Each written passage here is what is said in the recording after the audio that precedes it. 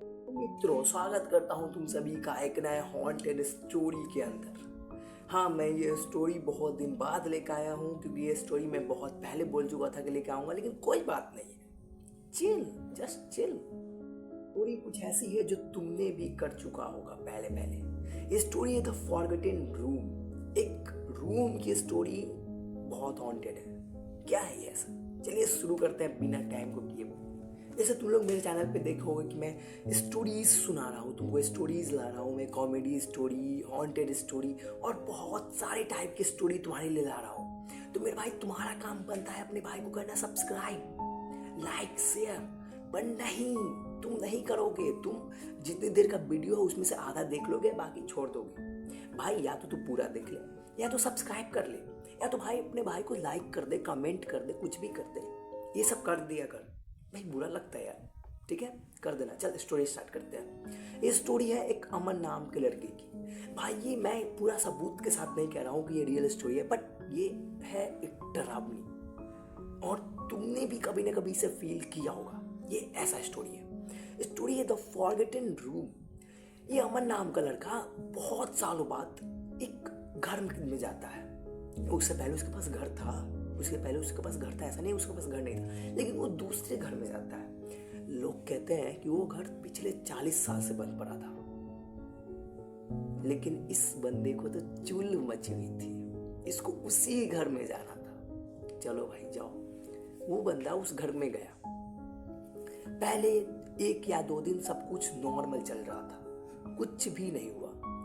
लोगों को लगा कि ये अफवाह थी, इस घर में ऐसा कुछ भी नहीं है। अमन ने भी सोचा सब झूठ बोल रहे थे, बट सब कुछ नॉर्मल हो गया। 1 दिन और 2 दिन सब कुछ ठीक चला। तीसरी रात अमन सो रहा था, बट उसे ये नहीं पता कि ये रात उसकी आखिरी रात है इस घर के अंदर। मुझे पता है। अमन जब सो रहा था तो उसके बेड में, मतलब उसके जो कमरा में सो रहा था, उसे कुछ आवाज सुनाई दी, क्रैकिंग की, जैसे कोई ठक ठक कर रहा हो या फिर उसे बुलाना चाहता हो। अमन उठा तो उसे एहसास हुआ कि वो उसके रूम के बगल वाले दीवार में से आवाज आ रही है। घर थोड़ा बड़ा था, अमन को पहले डर लगा, बट उसने टॉर्च लिया और आगे जाने का फैसला किया। वो टॉर्च लेकर के आगे गया। आगे जाके जब उसने वो रूम देखा ना, तो जो जहां से आवाज आ रही थी वहां पे ना एक गेट था।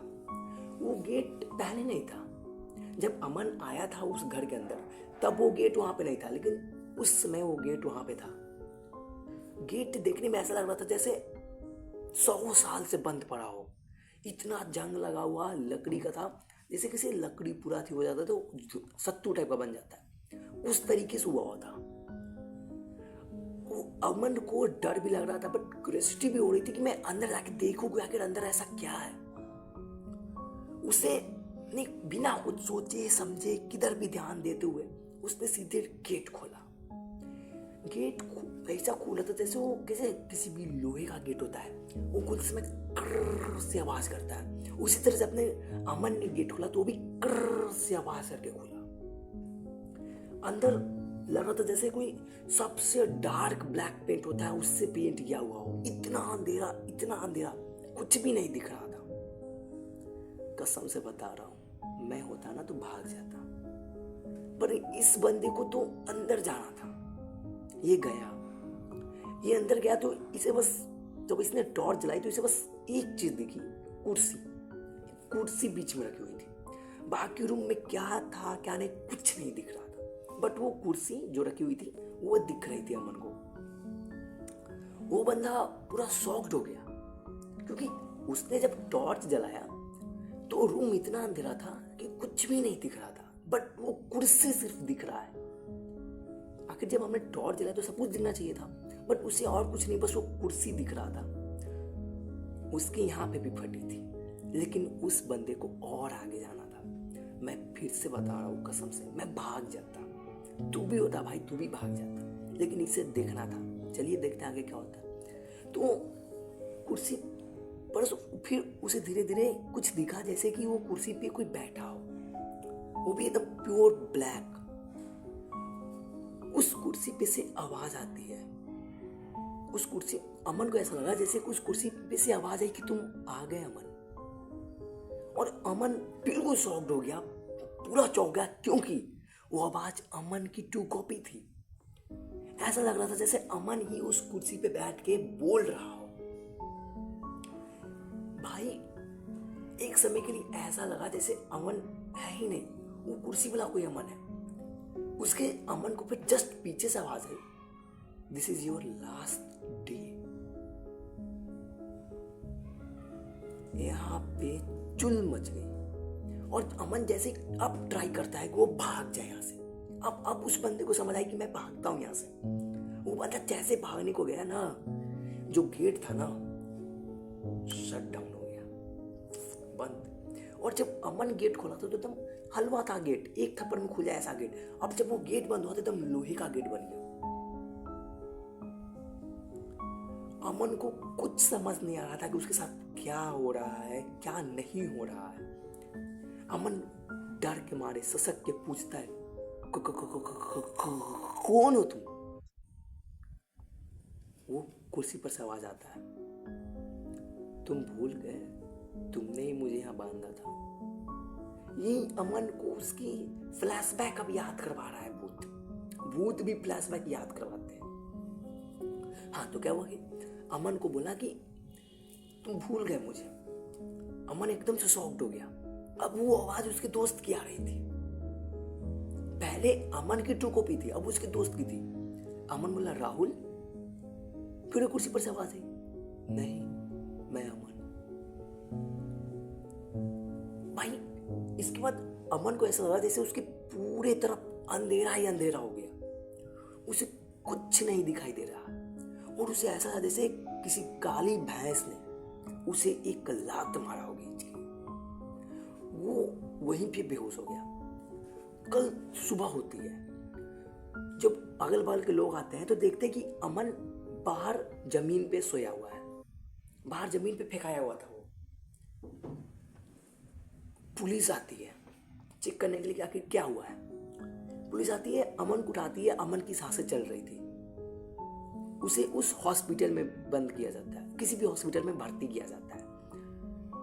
फिर अमन को जब हल्का हल्का होश आता है तो पुलिस उसे पूछते है कि तुम्हारे साथ क्या हुआ था। अमन बताता है कि मैं जहाँ पे हूँ, मेरे रूम के बगल में एक गेट है। वो गेट के अंदर जाता हूँ तो वो गेट के अंदर गया तो मुझे मेरी फ्लैशबैक याद आ रही है। कोई मुझे वहाँ पे है जो मुझे डरा रहा है, धमका रहा है। पुलिस को लगा कि ये कोई हाथापाई का मामला है। पुलिस पूरी फोर्स के साथ वहाँ पे पहुंची। अमन ने जैसा बताया था वैसा कुछ नहीं था वहाँ। नहीं कोई गेट, नहीं कोई कुर्सी, कुछ भी नहीं। पुलिस फिर से जाती है अमन के पास, बोलती है तुम पुलिस के साथ मजाक कर रहे हो, मैं तुम्हें अरेस्ट कर सकता हूँ। अमन बोलता है, सर बिलीव मी, मेरे साथ हुआ है ऐसा। पुलिस वाले को इस पे भरोसा नहीं होता है और 2 दिन बाद इसका डिस्चार्ज होता है हॉस्पिटल से। ये फिर से अपने घर जाता है डरते डरते, लेकिन इस बार पूरे प्लान के साथ गया था। पुलिस वाले को घर के बाहर खड़ा किया था। पुलिस वाला इतना डरपोक कि वो तांत्रिक लेके आया था। अब वो क्या हुआ कि वो तांत्रिक भी अमन के साथ रूम में था। ठीक रात के 2-3 बजते हैं और फिर से उस रूम के बगल वाले दीवार से ठक ठक की आवाज आती है। फिर से अमन को वही फील होता है कि जैसे कोई उसे बुला रहा है। अमन तांत्रिक को उठाता है, तांत्रिक उसके साथ था। तांत्रिक को भी आवाज सुनाई देती है, ठक ठक ठक ठक। अमन उस तांत्रिक को लेकर के, टॉर्च लेकर के उसके तरफ जाता है। तांत्रिक आगे आगे जाता है। वो गेट तांत्रिक को दिख रहा होता है, अमन को भी दिख रहा होता है, उसी हालत में जैसे अमन ने देखा था फर्स्ट टाइम, टूटा हुआ एक भयानक सा गेट। कुछ भी। अमन सोचता है कि मैं पुलिस वाले को अंदर लेके आऊं। वो एक सीटी मारता है, पुलिस को इशारा मिल जाता है कि हमें बुलाया जा रहा है। पुलिस वाले अंदर भाग के जाते हैं। अब पुलिस वाले को भी गेट दिख रहा था। ये रियल स्टोरी है भाई। पुलिस वालों को अब गेट दिख रहा था। वो लोग ट्राई करने लगे कि हम लोग अंदर जाते हैं। अमन ने गेट को एक हाथ बस उंगली एक सटाया, ऐसे हाथ का एक उंगली ऐसे सटाया, गेट खुल गया, वो लोग अंदर गए। वो फिर से कुर्सी दिख रही थी और इस बार साक्षात अमन बैठा हुआ था कुर्सी पे। अमन इधर भी था, अमन उधर भी था। तांत्रिक बेहोश हो गया, तांत्रिक उसी समय बेहोश हो गया। पुलिस वाले लोग खड़े थे, पुलिस ने गन तान दी। कुर्सी पे सब आ गई, मरे हुए को क्या मारोगे तुम? भाई पुलिस की क्या बताऊं, मैं भाग निकला हूं। पुलिस अपनी पूरी फोर्स के साथ वहां से भाग निकला। उसने अमन को कहा, अमन नहीं गया। अमन इस बार जानना चाहता था कि आखिर क्या बात है। उस कुर्सी वाले आदमी ने जब उसने तब पूरा सर ऊपर किया तो उसका सर बीच से कटा हुआ था और वो राहुल अमन का दोस्त था। अमन ने पूछा, कौन हो तुम? राहुल ने उसे बोला, भूल गया भाई, आज से 100 साल पहले तूने मुझे मारा था। अमन शॉक्ड हो गया, कहा, मैंने किसे तुझे मारा था? राहुल उसे उसकी पूरी लाइफ की स्टोरी फ्लैशबैक करके देता है कि कैसे किसी के चक्कर में उसने राहुल को इस रूम में बंद करके मार दिया था। और उस दिन के बाद सुबह हुई तो नहीं वो घर वहां पे था, नहीं वो गेट वहां पे था, नहीं वो अमन वहां पे था, नहीं वो राहुल वहां पे था।